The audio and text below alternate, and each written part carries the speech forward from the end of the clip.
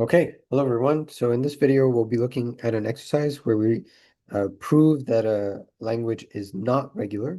So in this exercise, we're given the language L, which is the set of strings of the alphabet AB, where the number of A's in that string is different from the number of B's in that string. So for instance, something like AABB AABBB, this is in L because the number of A's in the string W is 2, which is different from the number of B's uh, in that string W, which is 3, right? 2 is different from 3. But if we had picked the string U, which was AABB, the one that I actually said at the beginning, this is not in L. Why? Because the number of A's in U is 2, and this is the same as the number of B's in U, right? So it doesn't respect this condition here, so it's excluded from this language. And so intuitively, this is like not regular because you kind of have to, as you're scanning through your string, remember how many A's you've seen and check at the end of the string that they're different from the number of B's that you've seen, right? And because the number of A's and B's can be sort of arbitrarily large, then this kind of requires, if you wanted to do this for a DFA, you kind of have to encode every single possibility, which would blow up your DFA and it would become an infinite automata, which is unacceptable if you're trying to design something that shows that a language is regular, right? But this is just the intuition. How do we actually prove this? So we could do two things actually. We could prove this directly.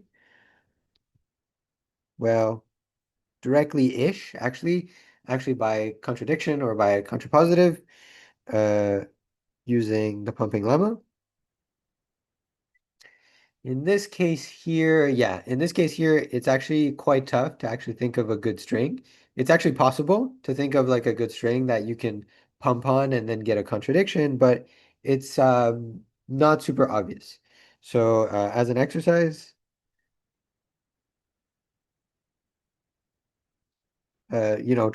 try with the pumping lemma.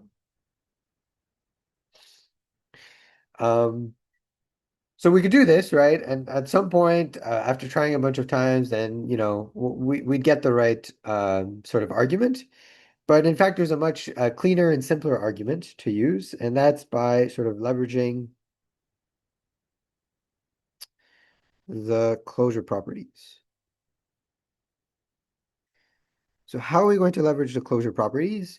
Essentially, whenever you're doing an exercise like this, where you're trying to show that a language is not regular, and you think that you ought to maybe use closure properties because it's probably going to simplify your life. Essentially, what you want to do is you want to take the language L. You assume L is regular. You apply some number of operations to L, which regular languages are closed under.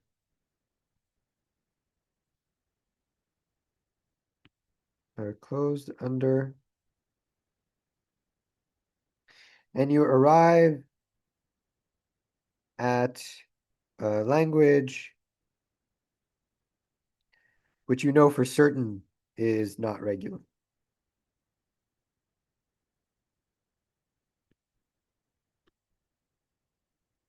Is not regular. So typically, the sort of prototypical example is A and Bn. Sometimes you might want to look for the the language of palindromes, right? And there's a few others that are sort of canonical. But this is the general approach that you kind of want to take um, if you're using closure properties, okay? And more often than not, if you're doing sort of not regular proof, it's probably going to have something to do with A and Bn. right? Not always, but it's a good place to start. Okay.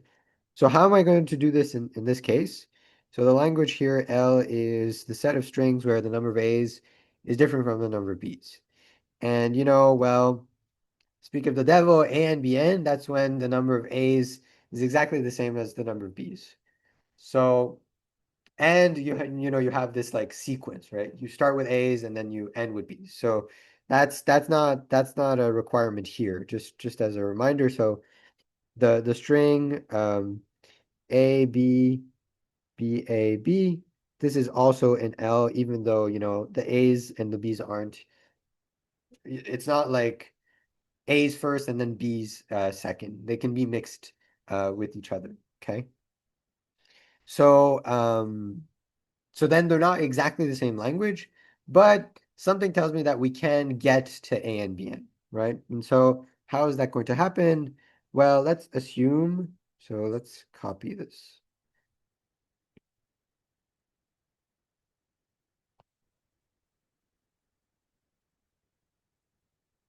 So let's assume that L is regular, right? Then what else is going to be regular based on this? L complement, right? So L complement, which is a set of strings over the alphabet AB for which the number of A's are equal to the number of B's in the strings. Then this is also regular. Regular because regular languages are closed under the complement.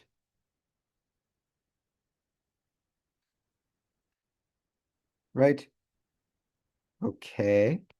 So now I have number of B's same as number of A's. Now, how do I get to A and BN? Well, the only difference between A and BN and the language L complement is the order, right?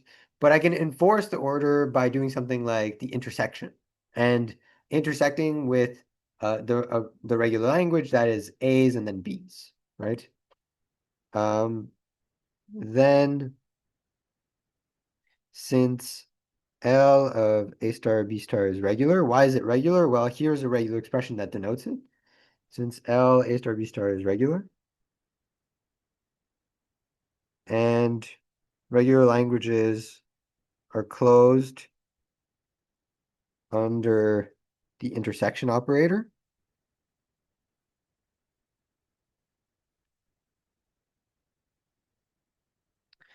then the language, let's call it L prime, which is L complement intersect L of A star B star, which is equal to A and BN, where N is, in